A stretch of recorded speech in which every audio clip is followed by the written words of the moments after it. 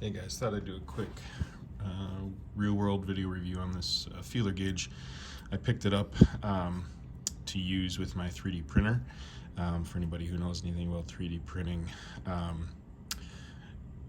you have to level it and get the nozzle that does the printing kind of the same distance, or at least, yeah, the same distance from the bed on the printer, kind of all over the bed. So one low-tech way, or one kind of old school way, is to use a piece of paper to slide under there, but the more precise method is to use a feeler gauge like this. So got this. Obviously you can see in the listing itself all the different thicknesses, but there are a lot, and you know, it's got and some of the reviews talk about this too. You can see it on my fingers.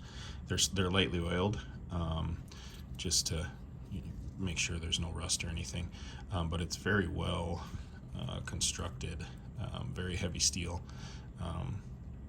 and it looks like some folks have cut their fingers on them too, so be careful with that.